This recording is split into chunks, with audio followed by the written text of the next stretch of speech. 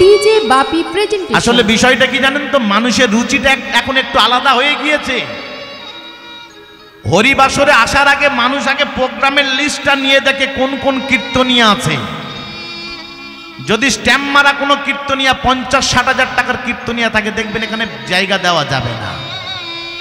কারণ ভক্তরা জানে যারা বেশি টাকায় কীর্তন করে তারা ভগবান দর্শন করাতে পারে। এটা মানুষের চিন্তা হয়ে গিয়েছে। টাকা আমরা দিই ঠিক, যার আছে সে দেবে, তাতে আমার কোনো হিংসা নেই। কিন্তু এই যে বর্তমানে চলছে টাকা নেওয়ার কৌশল, এক একটা কীর্তনিয়াদের 50,000 টাকা, 60,000, 70,000, 80,000 টাকা। এ তো টাকা নেওয়া নয়, মানুষের রক্ত শোষণ করে নেওয়া হচ্ছে। আবার যে টিভির পর্দায় মুখ দেখেছে তার আবার 1,20,000 টাকা বাজেট। যারা কালেকশন করতে যায় সেই সমস্ত বাবা মায়েরা জানে 10 টাকা চাইতে গেলে 5 জুতো 4 বার গেলে তবে, হেঁটে গেলে তবে 10 টাকা বের হয়। যত দামি কীর্তনিয়া হোক না কেন, আমি ইউটিউবে লাইভ বলছি, 10,000 টাকার বেশি সম্প্রদায় খরচ কারোর আছে বলে আমার মনে হয় না। ধরুন বাইরে থেকে কোনো কীর্তনিয়া আনছেন, 5-6 হাজার টাকা গাড়ি ভাড়া, 16,000, 17,000, 18,000, 20,000 টাকা হোক। যদি সেই ব্যক্তি 30,000 টাকা পারিশ্রমিক নেয়, 3 ঘন্টায় 10,000 টাকা ইনকাম হবে তার, সবাই দিয়ে থাকবে। এখানে কোনো চাকরিজীবী মানুষ আছেন 3 ঘন্টায় 5,000 টাকা ইনকাম করেন? একটু হাত তুলে জানাবেন আমার কাছে। কেউ আছেন কি 3 ঘন্টায় 5,000 টাকা ইনকাম করেন? নেই। 30,000 টাকা নিলেও হয়ে যায়। হরি বল, হরি বল। কি হয়েছে বাবা?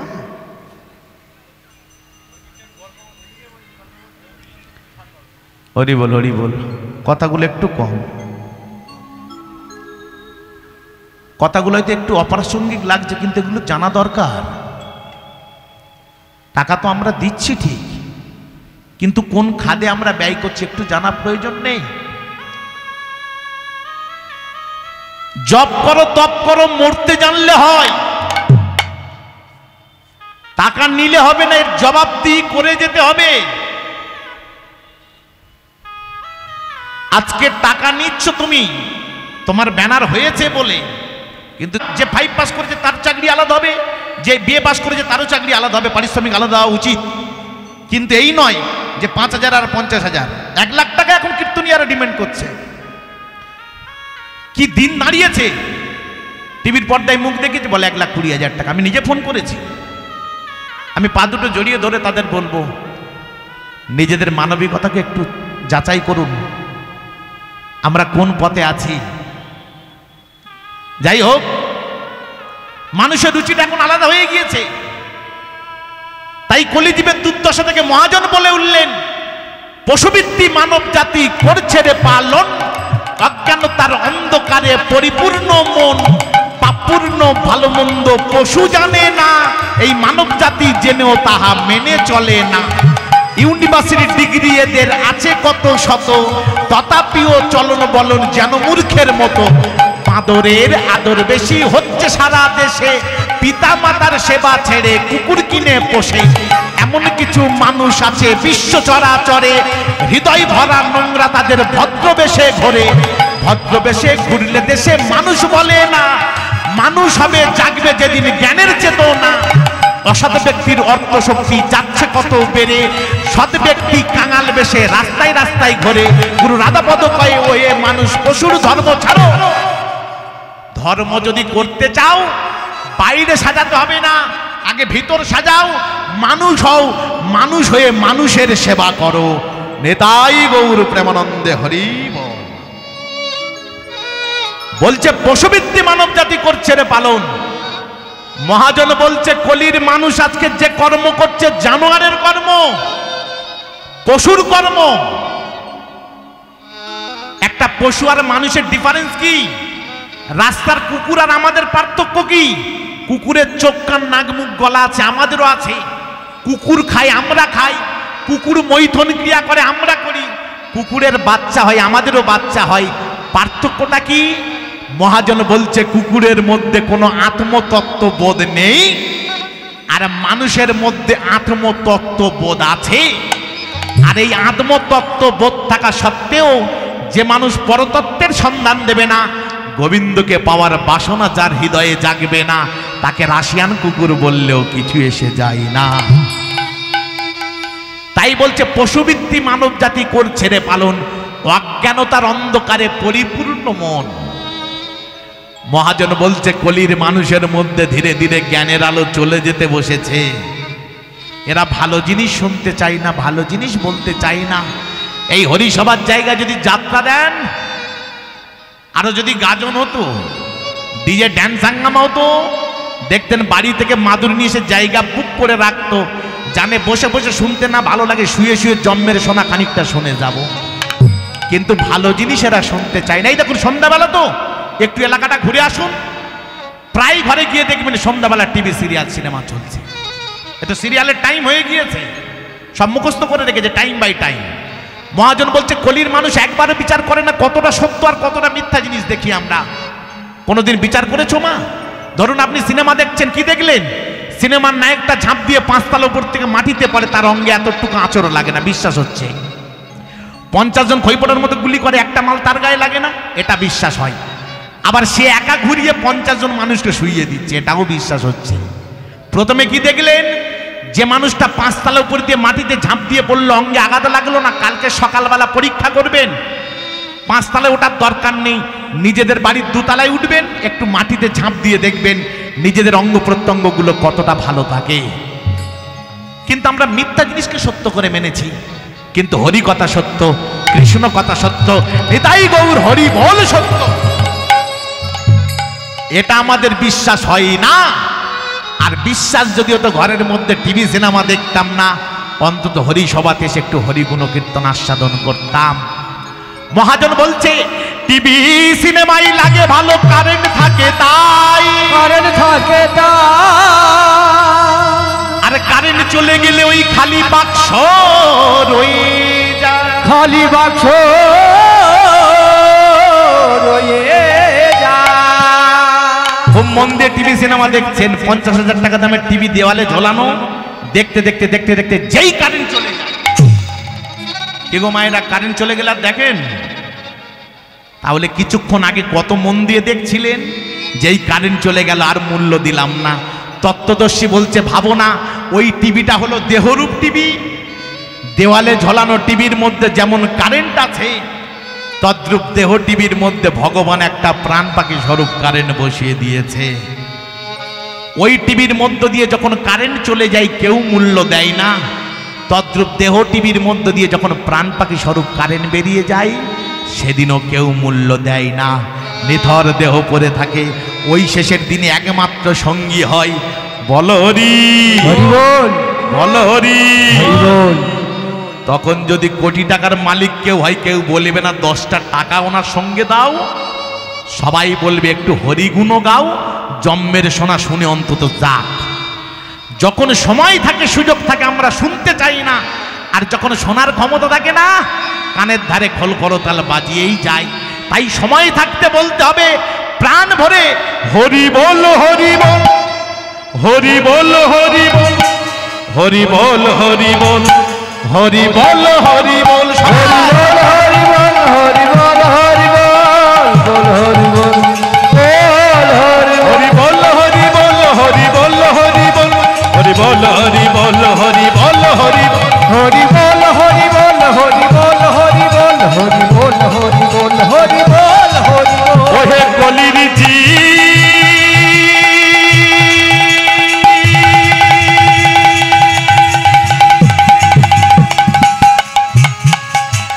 আর তোমরা ঘুমাইয়ে থেকো না, আর অহংকারের বিছানায় শুইও না, মায়া আর মমতার বালিশি মাথায় দিও না, তুমি জানো না তোমার শিহরে মৃত্যু দাঁড়িয়ে আছে, কখন তোমার প্রাণ উড়ে চলে যাবে গো, যাবে গো। তাই যতদিন ভবে আছো, 2টি বাহু উত্তোলন করে একবার বল বলবেন? হরে কৃষ্ণ হরে কৃষ্ণ কৃষ্ণ কৃষ্ণ হরে হরে হরে রাম রাম রাম হরে হরে। কষ্ট কারোর হচ্ছে? বাউত্তোলন তো সবাই করেনি। ক্ষুধা লেগেছে নাকি? যে বাড়িতে আছে ওই বাড়িতে চলে যান, খুব সুন্দর প্রসাদের ব্যবস্থা। এত স্বাদের মানব জন্ম পেয়েছি, কর্ম যদি ভুল হয়, আবার যদি ধরাধামে পাঠায়, যদি দুটো হাতের বদলে দুটো পা দেয়, চার পে হয়ে আসতে হবে।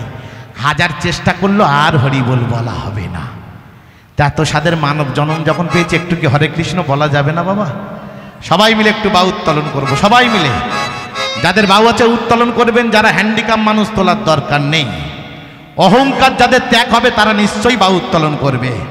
হরে কৃষ্ণ হরে কৃষ্ণ কৃষ্ণ কৃষ্ণ হরে হরে সবাই হরে রাম রাম রাম হরে হরে। হরি বল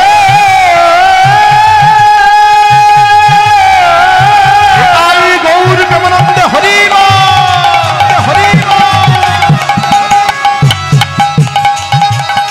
হরি বল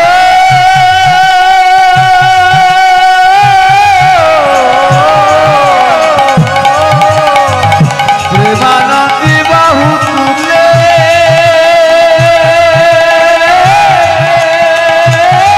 গৌর হরি হরি হরে কৃষ্ণ হরে কৃষ্ণ কৃষ্ণ কৃষ্ণ হরে হরে হরে রাম রাম রাম হরে হরে। হরে কৃষ্ণ কৃষ্ণ কৃষ্ণ হরে হরে হরে রাম রাম রাম হরে হরে। হরে কৃষ্ণ কৃষ্ণ কৃষ্ণ হরে হরে হরে রাম রাম রাম হরে হরে। তাই বলছে অজ্ঞানতার অন্ধকারে পরিপূর্ণ মন, পাপপূর্ণ ভালো মন্দ পশু জানে না, মানব জাতি জেনেও তাহা মেনে চলে না। রাস্তার কুকুর ছাগলের বোঝার ক্ষমতা নেই কোনটা ভালো মন্দ, কিন্তু মানুষের মধ্যে সে বোধ ক্ষমতা দিয়েছে। আমরা জানি হরি কথা কৃষ্ণ কথা ছাড়া আমাদের আর মুক্তির কোনো উপায় নেই, কোনো পদ নেই, কিন্তু জেনেও আমরা মেনে চলি না। ইউনিভার্সিটির ডিগ্রি এদের আছে কত শত, তথাপিও চলন বলন দেখবেন যেন মূর্খের মতো। রাস্তাঘাটে বের হন, ইয়ং ছেলে মেয়েদের ড্রেসের বাহার দেখলে লজ্জায় মাথা নত করে নিতে হয়। কি দিন পড়েছে! আগেকার দিনে মানুষ টাকা দিয়ে একটু ভালো জামা কাপড় কিনতো, আর এখন টাকা দিয়ে সব ছেঁড়া মাল কিনে পড়ছে। এই দেখুন বসে আছে, ও একটা প্যান্ট পরে আসে অন্তত 12 থেকে 13 জায়গায় ছেঁড়া। আমি বলি আরে টাকা দিয়ে ছেঁড়া মাল কত নিয়েছে? বলে 1400 টাকা। আমি বলি এই তোর কেনার রুচি হলো? বলে তুমি ধুতি পাঞ্জাবি পরো, এর মর্ম বুঝবে না, এটা হলো কলিযুগের ফ্যাশন। কিন্তু এই যে ফ্যাশনটা দেখাতে দেখাতে জগৎ যে শ্মশান হয়ে যাচ্ছে, সেদিকে আমাদের কারোর খেয়াল নেই। এর জন্য দায়ী কারা? এর জন্য সব থেকে বেশি দায়ী হলো বাবা মায়েরা। সিরিয়াল দেখতে দেখতে মেয়ে বলল, মা নায়িকা যে ড্রেসটা পরে আছে ওইটা কিনে দিও। হ্যাঁ, বাবা মায়েরা কিনে দেয়, কিন্তু মেয়েটা অঙ্গে পরিধান করার পর রাস্তা দিয়ে যখন হেঁটে যায়, কতটা রুচিসম্মত হলো সেটা বাবা মায়েরা বিচার করে না। এরা কিন্তু উচ্চশিক্ষায় শিক্ষিত, এদের যদি রুচিটা এমন হয়, সমাজটা আগাবে কাকে নিয়ে? বাঁদরের আদর বেশি হচ্ছে সারা দেশে, পিতামাতার সেবা ছেড়ে কুকুর কিনে পোষে। এগো আজকের এক মুঠো অন্নের জন্য বাবা মায়েরা পারিপার্শ্বিক দেখবেন সব লোকের দরজায় ভিখারির মতো ভিক্ষা করে। কেন? সন্তান থেকেও অন্ন পায় না, লোকের দরজায় ঘরে আর বলে আমার পুত্র খারাপ, আমার বৌমা খারাপ। অপরাধ কেউ নিও না। মহাজন বলছে সব থেকে দোষ যদি বেশি কারোর থাকে, সেটা হলো বৃদ্ধ পিতামাতাদের। কেন? ঠাকুর শ্রীরামকৃষ্ণ বললেন, গাছ যখন চারা গাছ থাকে চারিদিকে বেড়া লাগানোর প্রয়োজন, নইলে ছাগল গরুতে খেয়ে যায়। আর বেড়া লাগানোর ফলে গাছের গুড়ি যখন টক হয় পেকে যায়, তখন যদি কাছি বাঁধিও টানো গুঁড়িটি হেলাবার ক্ষমতা কারোর নেই। কি বোঝাতে চাইলেন? গাছ যখন চারা গাছ থাকে, অর্থাৎ সন্তান যখন চারা গাছের ন্যায় ছোট থাকে, তার চারিদিকে বেড়া লাগান। কিসের বেড়া লাগাবেন? কঞ্চির বেড়া না কাঁটা তারের বেড়া? না, সন্তানের চারিদিকে কৃষ্ণ নামের বেড়া লাগাও। এই যে ছোট ছোট ছেলে মেয়েদের আপনারা হরিসভাতে নিয়ে এসেছেন, হরিকথা কর্ণে প্রবেশ করছে, ধীরে ধীরে ভিতটা মজবুত হচ্ছে। যে বাড়ির ভিত মজবুত, 2 তলা 10 তলা 20 তলা বিল্ডিং তোলা যায়। যে বাড়ির ভিত নড়বড়ে 2 তলা বাড়ি তুললেই বাড়িটা শুয়ে পড়ে। আগে গোড়াটা মজবুত করা লাগবে। একটা বাচ্চা তৈরি হয় পরিবেশের উপর নির্ভর করে। মহাজন বলছে শিশুকালে বাচ্চাদের মন থাকে নরম মাটির মতো। যারা মৃৎশিল্পী প্রতিমা তৈরি করে, দেখবেন একই মাটি নিয়ে মা সরস্বতী করছে, একই মাটি নিয়ে মা লক্ষ্মী করছে, একই মাটি নিয়ে মা দুর্গার প্রতিমা তৈরি করছে। ওই মাটিটা যদি একবার আগুনে পুড়িয়ে দেন, 1000 চেষ্টা করলে দ্বিতীয় কিছু আর তৈরি করতে পারবেন না। তদ্রূপ শিশুকালে বাচ্চাদের মন থাকে নরম মাটির মতো। আপনি যেমন ছাঁচে ফেলবেন, যেমন ভাবে তৈরি করবেন, তেমন ভাবে তৈরি হবে। আমরা বাবা মায়েরা ছেলে মেয়েদের সবকিছু সময় নির্ধারণ করেছি। সকাল 7টায় ঘুম থেকে উঠে টিউশনিতে যাবি, 9:30টায় ফিরবি, স্নান করে খাওয়া দাওয়া করে স্কুলে যাবি, 3টের সময় স্কুল থেকে ফিরবি, ফিরে খাওয়া দাওয়া করে একটু ঘুমাবি, বিকেল 5টার সময় উঠে খেলতে যাবি, সন্ধ্যে 7টার সময় এসে আবার পড়তে বসবি, রাত্রে খাওয়া দাওয়া করে ঘুমাবি। এই টাইমগুলো প্রতি ঘরের বাবা মায়েরা আমরা নোটেশন সূচিপত্র করে দিয়েছি। কিন্তু কোনো বাবা মায়েরা তার মধ্যে 10 মিনিট সময় রাখিনি যে বাবা এই সারা 24 ঘন্টার মধ্যে 10 মিনিট অন্তত একটু গৌর গোবিন্দ ভজন সাধন করবি, 10 মিনিট একটু ভাগবত পড়বি, একটু গীতা পড়বি। ছেলে মানুষ হবে কি করে? ঘরে 1000 টাকার গ্রন্থ আমরা কিনে রেখেছি, গল্পের বই, ছড়ার বই, নাটকের বই, কিন্তু দুর্ভাগ্য 5 টাকা দামের চটি গীতা আমাদের অনেক ঘরে এখনো জোটেনি। এটা আমাদের দুর্ভাগ্য, লজ্জা এটা আমাদের। আপনি সন্তানকে শিক্ষা দিতে পারছেন না, বৃদ্ধ বয়সে আশা করেন কি করে ভাত পাবেন?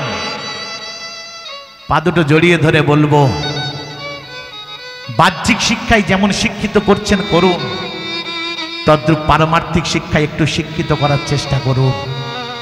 সারাদিন সব কাজ করান না ছেলে মেয়েদের দিয়ে, সন্ধ্যা হলে অন্তত 10 মিনিট অন্তত বসে একটু শাস্ত্র অধ্যয়ন করান, একটু ভাগবত পড়ান, একটু গীতা পড়ান, একটু শাস্ত্র সম্বন্ধে জানান। তবে তো তার মধ্যে বিবেক তৈরি হবে, ভক্তি তৈরি হবে, বিশ্বাস তৈরি হবে। আমরা তৈরি করতে পারিনি বলে তো এত দুর্ভোগ। কদিন আগে দেখেননি, নিউজ চ্যানেলে দিয়েছিল, উত্তর দিনাজপুরে 3টে ছেলে, সেই মায়ের মা ভালোভাবে চলাফেরা করতে পারে না, বড় ছেলে ডাক্তার দেখাবে বলে হাওড়া স্টেশনে ছেড়ে দিয়ে চলে গিয়েছে। রিপোর্টাররা গিয়ে যখন মাইক্রোফোন ধরেছে, মাসিমা আপনি এখানে একা কাঁদছেন কেন? বলে আমার 3টে ছেলে, আমি ভালোভাবে চলাফেরা করতে পারি না। আমার বড় ছেলে বলল, মা চলো তোমাকে ডাক্তার দেখাতে যাব, ডাক্তারের কাছে ঘুরিয়ে নিয়ে আসি চলো। ছেলে আমার সঙ্গে ট্রেনে উঠেছে। বাবা, হাওড়ায় যখন নেমেছি দেখি ছেলে আর আমার কাছে নেই, আমাকে একা রেখে চলে গিয়েছে। রিপোর্টাররা বলল, কোনো টাকা পয়সা আছে আপনার কাছে, বাড়িতে যাবেন? বললো না বাবা নেই। রিপোর্টাররা নিয়ে গিয়েছিল বাড়িতে, গিয়ে বলছে, মাসিমা আপনার ঘর কোনটা? একটা ঝুবড়ির মধ্যে নিয়ে গিয়েছে। বলে আপনার 3টে ছেলে বললেন এই আপনার ঘরের অবস্থা, জল তো বাইরে পড়ে না, সব ভিতরে পড়ে, খাওয়া দাওয়া কোন ছেলের কাছে খান? বলে ওটাই তো দুর্ভাগ্য বাবা, ছেলে 3টে। ছোট ছেলে যখন 6 মাস বয়স, ওর বাবা মারা গিয়েছে। আমি লোকের বাড়ি দাসে বিক্রি করেছি, ওদের মুখে অন্ন জুগিয়ে দেব বলে লোকের বাড়ি পাগলের মতো ভিখারির মতো ঘুরেছি। আমি অনারে থেকেছি, কিন্তু যতটা পেরেছি ওদের মুখে আমি খাদ্য জুগিয়ে গিয়েছি। কিন্তু 3টে ছেলে কেউ আমাকে খেতে দেয় না। এ কোন শিক্ষা শিক্ষিত হচ্ছি আমরা? এ কোন বাহ্যিক শিক্ষায় শিক্ষিত হয়েছে আমরা? এটা আমাদের লজ্জা। ছেলে যখন ছোট থাকে বাবা মায়েরা কাঁদে ছেলে খাই না বলে, আর ছেলে যখন বড় হয় বাবা মায়েরা কাঁদে ছেলে খেতে দেয় না বলে। পা দুটো জড়িয়ে ধরে বলবো, যাদের যাদের বাবা মা বেঁচে আছে অবহেলায় অবহেলিত কোনোদিন করবেন না। এই দুটো খুঁটি যতদিন আপনার মাথার উপরে থাকবে আপনি জানবেন বটবৃক্ষের ছায়া তলে আছে। এই দুটো খুঁটি যেদিন মাথার উপর দিয়ে সরে যাবে না সেদিন জানবেন সমাজটা কত দুর্বিষহ, কত অন্ধকার। রিপোর্টাররা গিয়ে 3টে বৌমার কাছে মাইক্রোফোন ধরেছিলেন, আপনারা তো বৌমা খেতে দেন না কেন? এ বলে ও খেতে দেয় না, ও বলে ও খেতে দেয় না।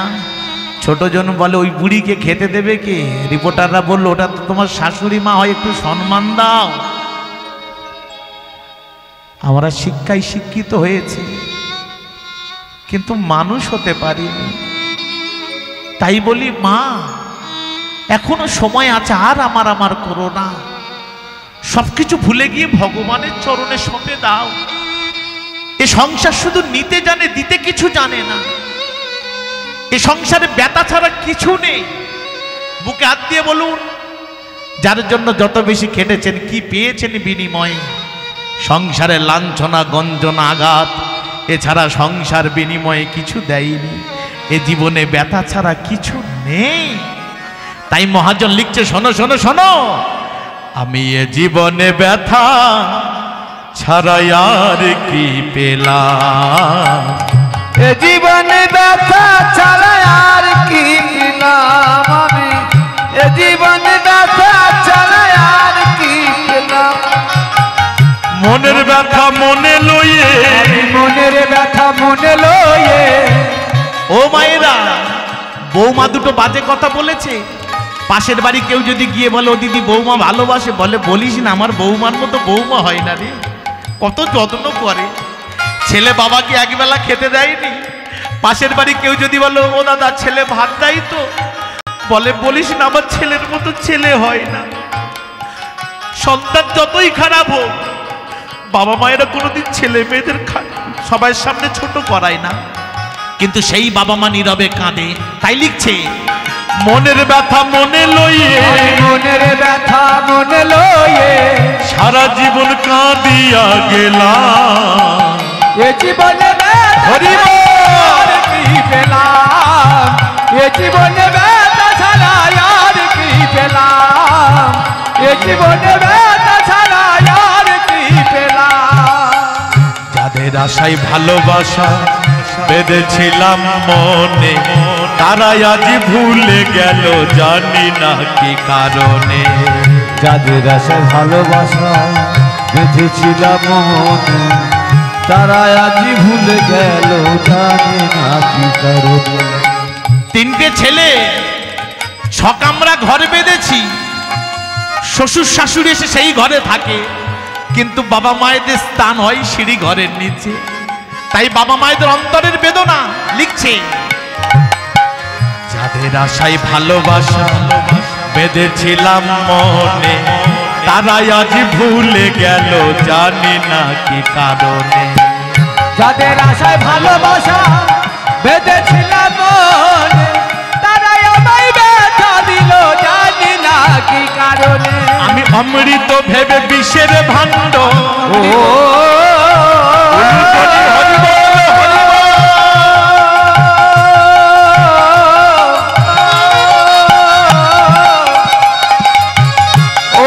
না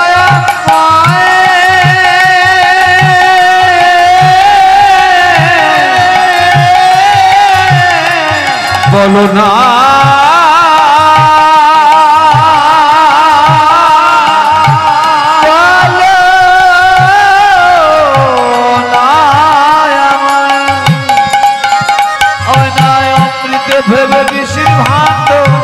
বলেছিলাম সন্তান অমৃত তুল্য, বৃদ্ধ বয়সে এক মুঠো ভাত দেবে, কিন্তু না, শ্বশুর শাশুড়ি ভাত পাই কিন্তু বাবা মায়েরা পাই না। তাই লিখছে অমৃত ভেবে বিষের ভাত, ওই নাই অমৃত ভেবে বিষের ভাণ্ড পক্ষে ধরেছিলাম, এ জীবনে হরিব কি পেলাম, এ জীবনে ব্যথা ছাড়া আর কি পেলাম, এ জীবনে ব্যথা ছাড়া আর কি পেলাম। যাদের তুমি আপন ভাবো তারা ভাবে পর, আপন বলতে কৃষ্ণ চরণ তাহার চরণ ধর, যাদের আশা ভালোবাসা তারা ভাবে পর, আপন বলতে কৃষ্ণ চরণ তাহার চরণ। সংসারে সবাইকে আপন ভেবেছ, সবাই তোমার সঙ্গে প্রতারণা করেছে, বেঈমানি করেছে, কিন্তু তুমি যার কথা কোনোদিন ভাবনি, কোনোদিন তার মন্দিরে গিয়ে বলনি ভগবান তুমি কেমন আছো, তুমি তার ভালো মন্দের খবর নাওনি, কিন্তু সে তোমার খবর প্রতিনিয়ত রেখেছে। তাই মহাজন শোনো শোনো, যাদের তুমি আপন ভাবো তারা ভাবে পর, আপন বলতে কৃষ্ণ চরণ তাহার চরণ ধর। যাদের তুমি আপন ভাবো তারাই ভাবে পর, আপন বলতে কৃষ্ণ চরণ তাহার চরণ ধর। আমার হোম যজ্ঞের বিশুদ্ধ ঘি, হোম যজ্ঞের বিশুদ্ধ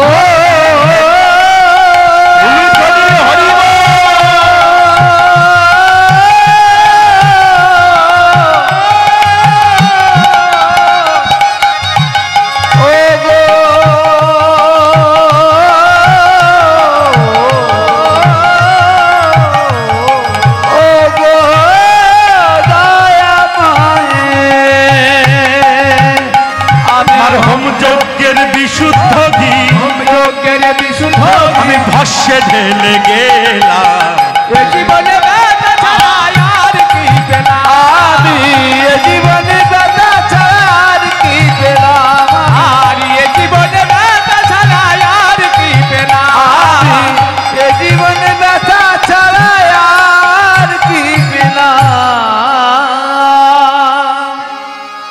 তাই এখনো সময় আছে, সবকিছু ভুলে গিয়ে ভগবানের চরণে সঁপে দাও, কিন্তু আমরা বুঝি না।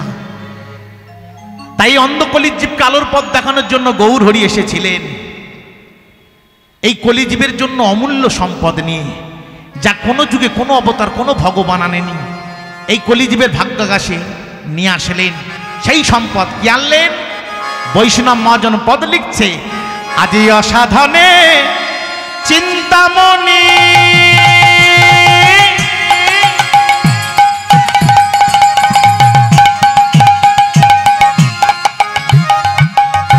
বিধি মিলা ওগো মিলা ও লয়ানি,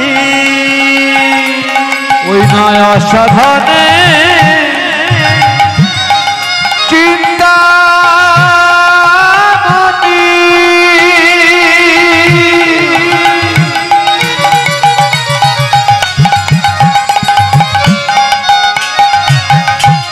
পৃথিবী লাইল অসাধনে চিন্তা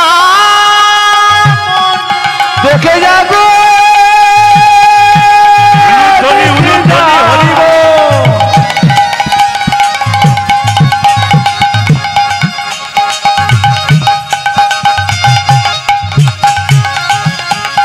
কিভাবে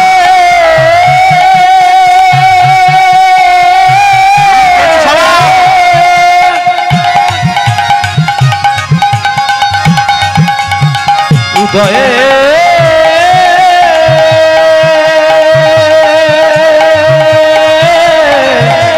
উদয় হইল অসাধনে চিন্তামণি,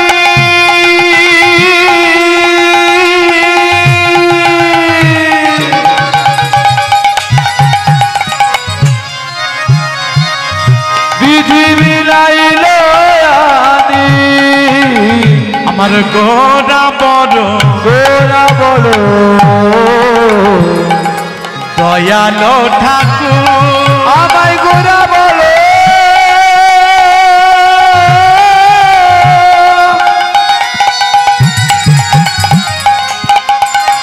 গোরা বড়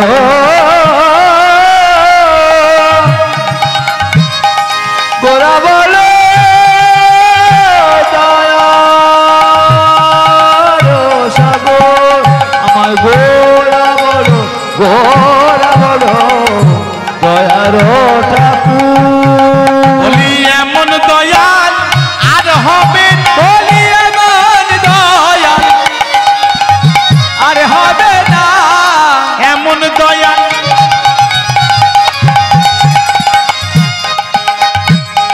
আর হবে না। বলি এমন দয়াল আর হবে না, আমার প্রতিদিন পাব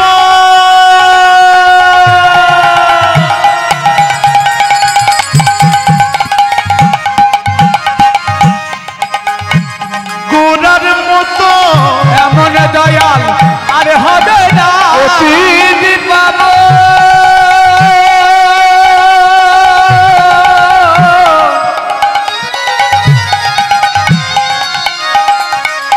করার মতো এমন দয়াল আর হবে না, ওরে হয় না আর হবার নই রে, এমন দয়াল আর হবে না, হয় না আর হবার নই রে। এমন দয়াল আর হবে না, আজ নয়ন আছে যাদের দেখ না তোরা, এমন দয়াল আর হবে না, নয়ন আছে যার দেখ না তোরা, এমন দয়াল আর হবে না, হরি হরি হরি বল বলে, এমন দয়াল আর হবে না, আজ হরি হরি হরি বল বলে, দয়াল আর হবে না, হরি হরি হরি বল বলে, দয়াল আর হবে না, এমন দয়াল আর হবে না, আমার গোরা বড় দয়ার ঠাকুর দয়ার ঠাকুর দয়ার ঠাকুর আমার প্রভু গো, আমার প্রভু গো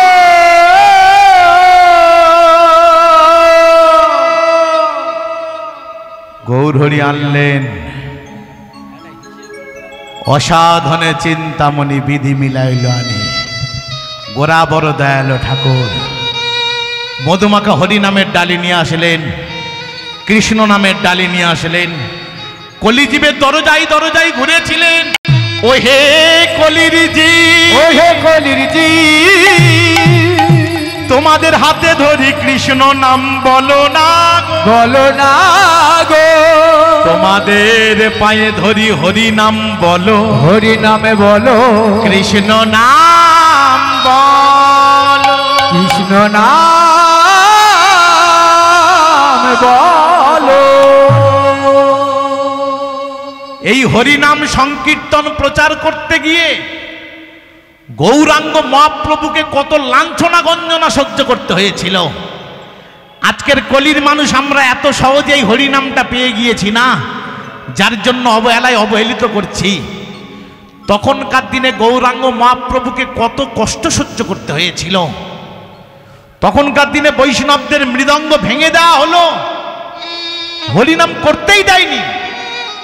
কি বাবা, মৃদঙ্গ ভেঙে দেয়নি? কারা ভেঙেছিল? হ্যাঁ, জগাই মাদাই কলিশির কানা মেরেছিল, মৃদঙ্গ ভাঙেনি।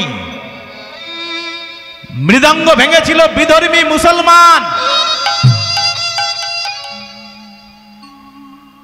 চাঁদ কাজী তখনকার দিনে গৌরাঙ্গ মহাপ্রভুর বিরোধী পক্ষে ছিল। যদি কোনো ব্রাহ্মণ মহাশয় এখানে থাকেন অপরাধ নেবেন না, আমি বলছি না, শাস্ত্র বলছে। গৌরহরির বিপক্ষে ছিল, গৌরহরির বিপরীত পক্ষে ছিল নবদ্বীপের গোঁড়া ব্রাহ্মণগণ। এরা নবদ্বীপের তেঘরি পাড়াতে থাকতো। বড় বড় পদবী ছিল, ন্যায় রত্ন, তর্ক রত্ন, বাচস্পতি, তর্কলঙ্কা।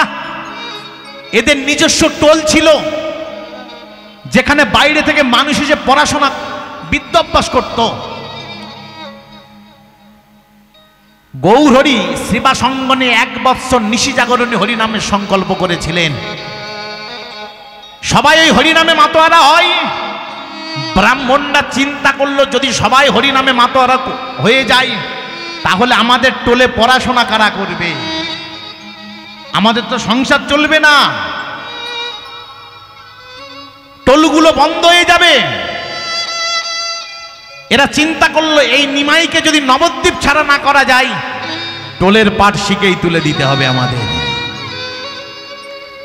এরা সারা রাত্রি ওই তেগুরি পাড়াতে মায়ের মন্দিরের দাবাতে বসে সবাই মিলে যুক্তি করলো, কাল সবাই আমরা যাব। বর্তমান বিচারপতি শাসনকর্তা যিনি আছেন মলাই চাঁদ কাজীর দরবারে। ইতিহাসগুলো জানুন, লীলাপালা আপনারা অনেক জানেন। এই সনাতন ধর্ম প্রতিষ্ঠা করতে গিয়ে গৌরাঙ্গ মহাপ্রভুকে কত আঘাত সহ্য করতে হয়েছিল। সবাই মিলে সকালবেলা গিয়ে মলাই চাঁদ কাজীর কাছে নালিশ জানালো, কাজী সাহেব এই নিমাইয়ের অত্যাচারে আর থাকা যাচ্ছে না, মিয়াপুরে আর থাকা যাবে না। এখন নাম হয়েছে মায়াপুর, তখন নাম ছিল মিয়াপুর। ওই খোল করো তাহলে ধ্বনি আর সহ্য করা যায় না, এর একটা বিদ করতে হবে। যেখানে অনেক মানুষের রায়, সেখানে একজন মানুষের বিচার চলবে? কোর্টে যখন কোনো আসামিকে তোলা হয়, যদি সপক্ষে যুক্তি যদি অনেকজন দেয়, একজনের যুক্তি নেবে না, সবাই যুক্তির আগে গ্রহণযোগ্য হবে। অনেক মানুষ একসঙ্গে গিয়েছে, মলাই চাঁদ কাজীর কথাটা মাথায় নিল, সৈন্য সামন্তদের পাঠিয়ে দিল, ঘোষণা করে দাও আজ থেকে মিয়াপুরে হরিনাম সংকীর্তন বন্ধ। সৈন্য সামন্তরা গিয়ে ঘোষণা করে দিল, শুনুন শুনুন শুনুন,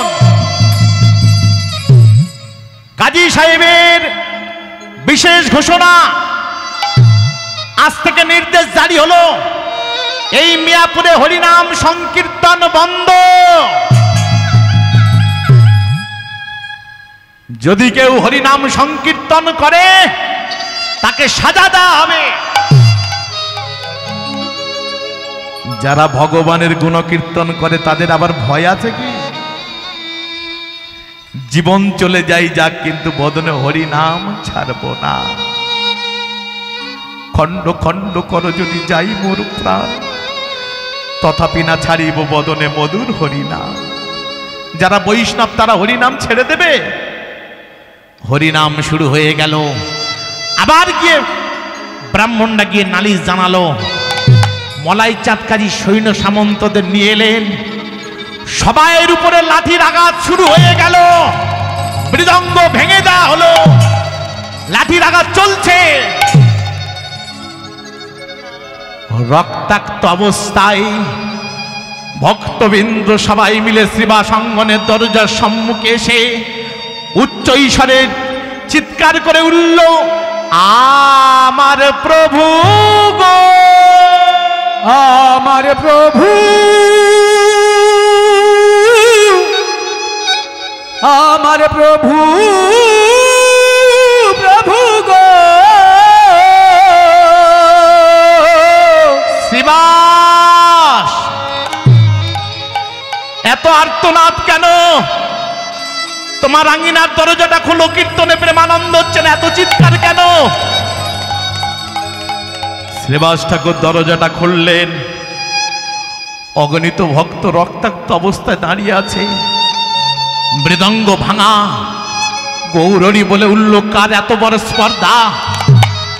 তোমাদের অঙ্গে আঘাত করেছে, মৃদঙ্গ ভেঙে দিয়েছে, বলো। ভক্তবৃন্দ বলে উঠল, প্রভু চাঁদ কাজী ও তার লোকজন সবাই মিলে এমন অবস্থা করেছে। ক্রোধে জ্বলে উঠল গৌরী, চিৎকার করে বলে উঠল, চক্র। যখন চক্রকে আহ্বান করছে, নিতাই দাদা বলে উঠল, নিমাই শান্ত, তুই কথা দিয়েছিস না, এবে অস্ত্র না ধরিব, প্রাণে কারণ না মারিব, অসুরেরও করিব সংহার, হরিনাম মহামন্ত্র দিয়ে চিত্ত শুদ্ধ করাবো সবার। তুই তো কলিযুগে অস্ত্র ধরিবি না, তাহলে চক্রকে আহ্বান করছিস কেন? নেমাই বলে উঠল, দাদা দেখেছ চাঁদ কাজীর এত ক্ষমতা, এত সাহস, ভক্তদের অঙ্গে আঘাত করেছে।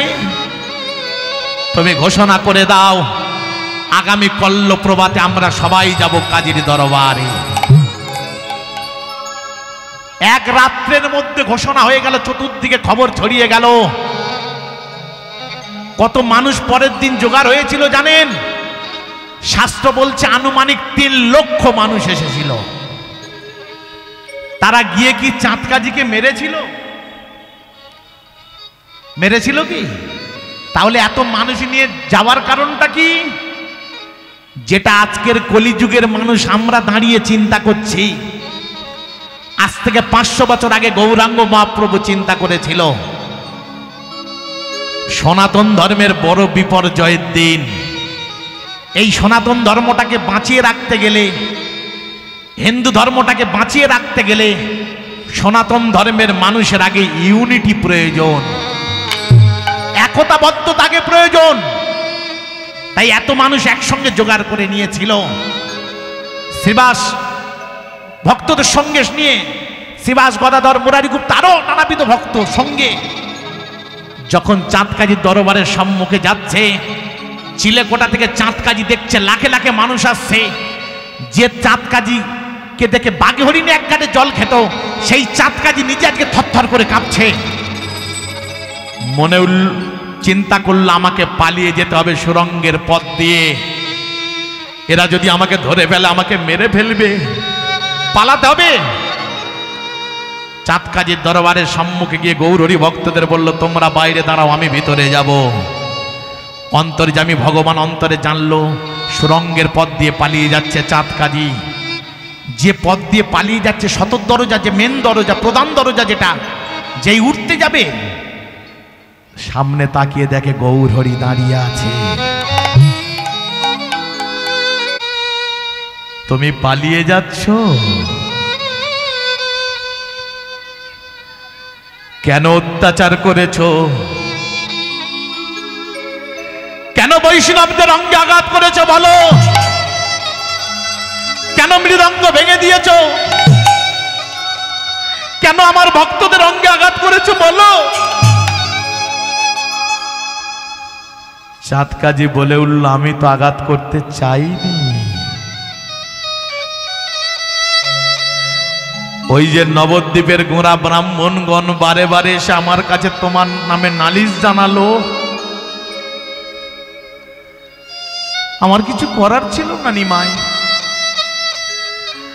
আমি যে মিয়াপুরের শাসনকর্তা,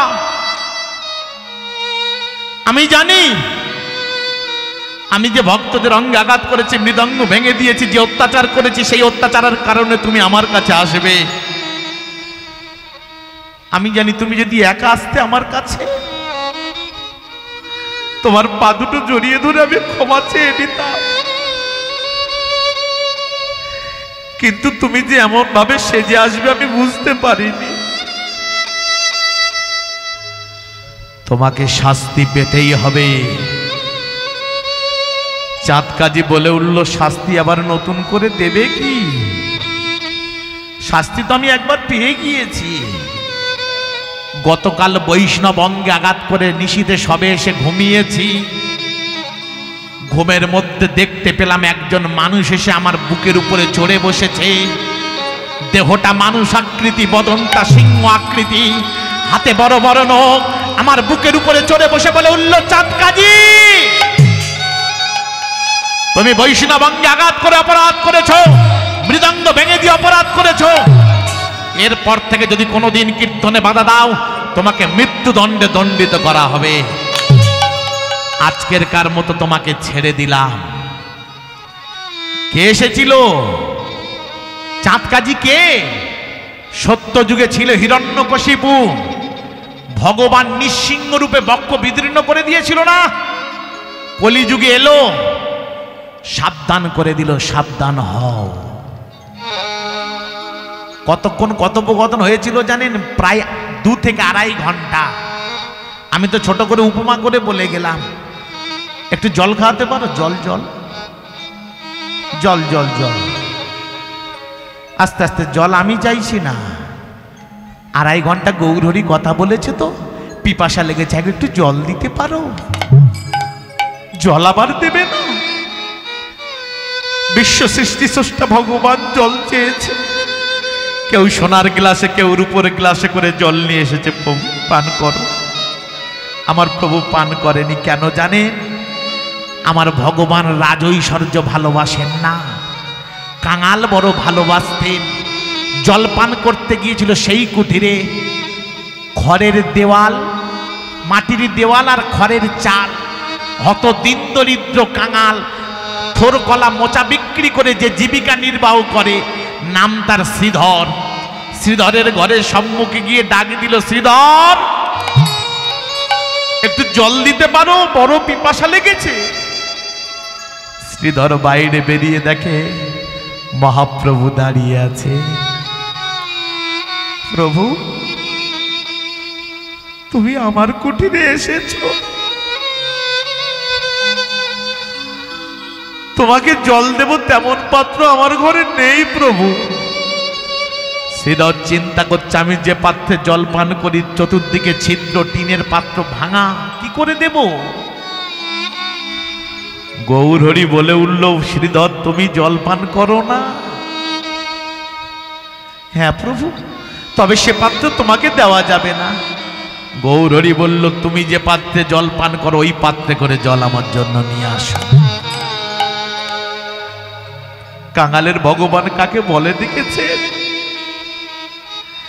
শ্রীধর ভাঙা টিনের পাত্রে করে জল নিয়ে এসেছে। গৌরহরি যখন জল পান করছে, চতুর্দিক ছিদ্র দিয়ে জল নির্গত হয়ে বক্ষ ভিজে যাচ্ছে।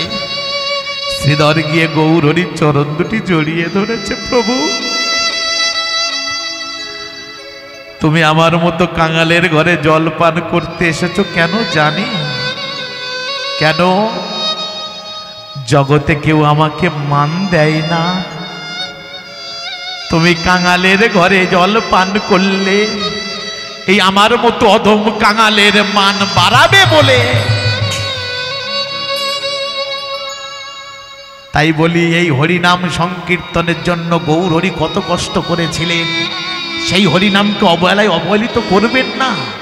অসাধনে চিন্তামণি বিধি মিলাইল আনি গোরা বড় দয়ালো ঠাকুর, কত শত আনন কত চতুর আনন বরণিয়া ওর নাই পাই।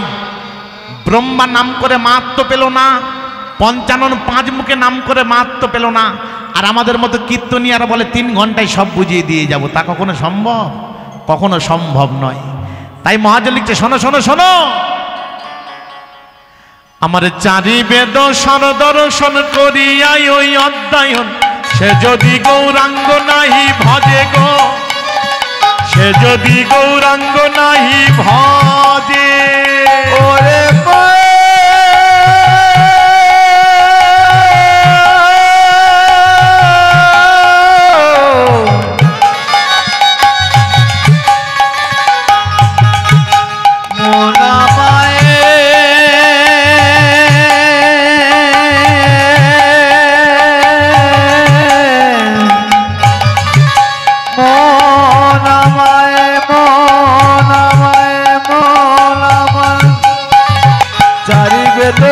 দর্শন করিয়া দিয়া ছায়া, সে যদি গৌরাঙ্গ নাহি ভজে, সে যদি গৌরাঙ্গ নাহি ভজে। কি বলছে? 4 বেদ, 4টে বেদ আর 6টা দর্শন, সরদর্শন অধ্যয়ন করে পড়াশোনা করি, সে যদি গৌরাঙ্গ না ভজে, সে যদি গৌরচরণে নিজেকে না সঁপে দেয়, তাহলে তার পড়াশোনা করা বৃথা।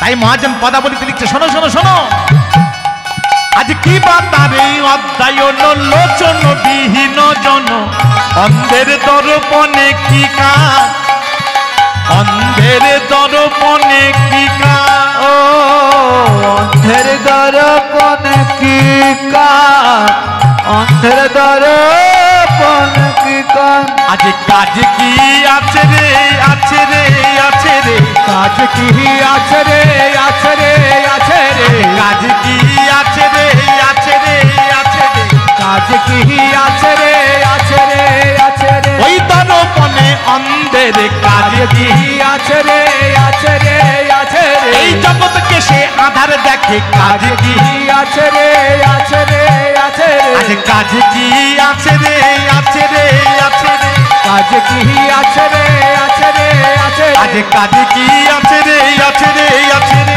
আজ কি হরি বল আছে রে ওরে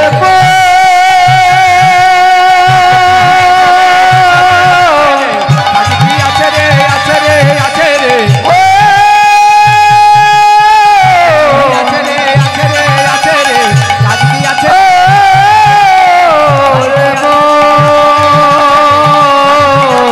আজ কি আছে রে আজ কি আছে রে আছে রে আছে রে আজ কি আছে রে আছে রে আছে রে আজ কি আছে রে আছে কিবা তার অধ্যয়নে লোচন বিহীন জনে লোচন মানে কি গো লোচন মানে চোখ বিহীন মানে যার চোখ নেই তাকে কি বলা হয় অন্ধ তার সামনে দর্পণ মানে কি যদি আয়না ধরেন কিছু দেখা পাবে বৈষ্ণব মহাজন বলছে বসান বাচ্চাগুলোকে যতই আমাদের মধ্যে শাস্ত্রজ্ঞান থাকুক না কেন যতই পাণ্ডিত্য থাকুক না কেন যদি অন্তরে ভক্তি আর বিশ্বাস না থাকে আমরাও অন্ধের সমতুল্য তাই বৈষ্ণব মহাজন গৌরচন্দিকাতে সর্বশেষ পদ লিখছে শোনো অত কিছু তোমাদের করতে হবে না একটা কাজ মন দিয়ে করো কি কাজ আমরা একটু ছোট তালের মধ্যে আস্বাদন করব ছোট 10 কুশি 7 মাত্রা বেদ বিদ্যা দুহু কুছু নাহি জানত বেদ বিদ্যা তুম কুছু নাহি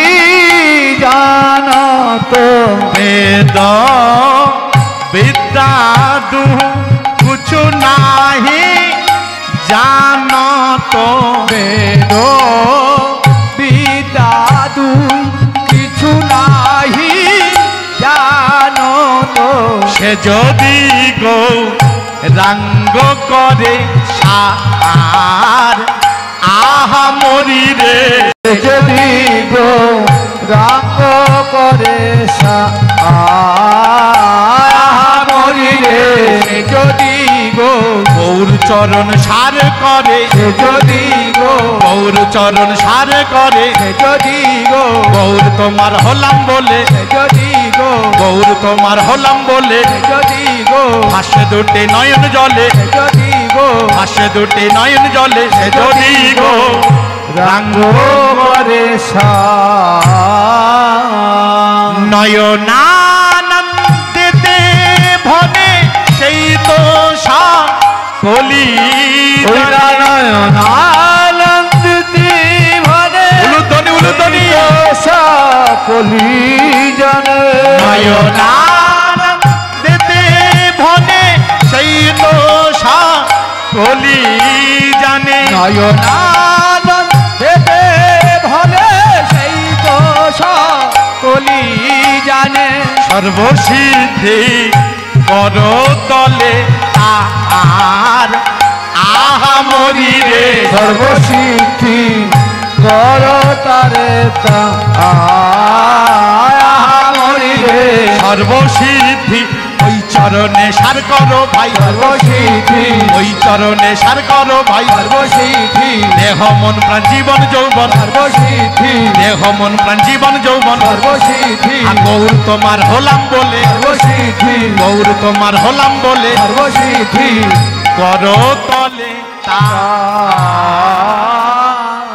ঠাকুর নয়নানন্দ দাস যিনি পদাবলীটা লিখেছেন এক পাশে দাঁড়িয়ে বলল অত কিছু করতে হবে না দেহ মন প্রাণ জীবন যৌবন ওই চরণে সঁপে দাও প্রাণ ভরে বলো নিতাই গৌর প্রেমানন্দে হরি বল আজ যে নয়নানন্দে ভনে সর্বসিদ্ধি সঁপে দাও হে নয়নানন্দে ভরে সর্বসিদ্ধি সঁপে দাও হে নয়নানন্দে ভরে সর্বসিদ্ধি সঁপে দাও হে নয়নানন্দে ভরে সর্বসিদ্ধি সঁপে দাও হে নয়নানন্দে ধরে তা ধরে তা ধরে তা ধীরে ধীরে কৃষ্ণা কি ধীরে ধীরে তেরে তা তেরে তা ধরে তা ধীরে ধীরে কৃষ্ণা কি ধীরে ধীরে তা ধীরে ধীরে সর্বসিদ্ধি ঘনা ঘনা ঝাড় সঁপে দাও হে ধরে তা ধরে তা ধরে তা ধীরে ধীরে কৃষ্ণা কি ধীরে ধীরে তেরে তা তেরে তা তেরে তা ধীরে ধীরে কৃষ্ণা কি ধীরে ধীরে তা ধীরে ধীরে কৃষ্ণা কি ধীরে ধীরে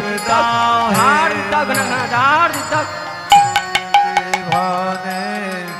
সর্বসিদ্ধি সপে দাও হে কত্তা ঘেনে রে কত্তা ঘেনে রে কত্তা কে হতে রে কত্তা ঘেনে রে কত্তা ঘেনে রে কত্তা কে হতে রে কত্তা ঘেনে রে থই থই থই তাকিটা ঝাগ দাকিন তাকিটা ঝাগ দাকিন ধোকেটা থইয়া যা থইয়া থইয়া তাকেটা থইয়া যা থইয়া থইয়া ধোকেটা থইয়া যা থইয়া থই তাকেটা থইয়া যা থইয়া থই তাক যা যা ঝিনি তাকেটা যা যা ঝিনি তাকেটা ঘটনে টা ঘটনে ঝাও রে তা দা যাজিনাও ঝা যাজিনাও ঝা যাজিনাও ধরে ধরে কথা কথা ধরে ধরে কথা তা ধরে ধরে ধার তাদের রেখে যাই না যাজিনাও ঝা যাজিনাও ঝা যাজিনাও যেতে ভনে সর্বসিদ্ধি সপে দাও হে আনন্দেতে ভনে সর্বসিদ্ধি সপে দাও হে নয়নানন্দেতে ভলে সর্বসিদ্ধি সপে দাও হে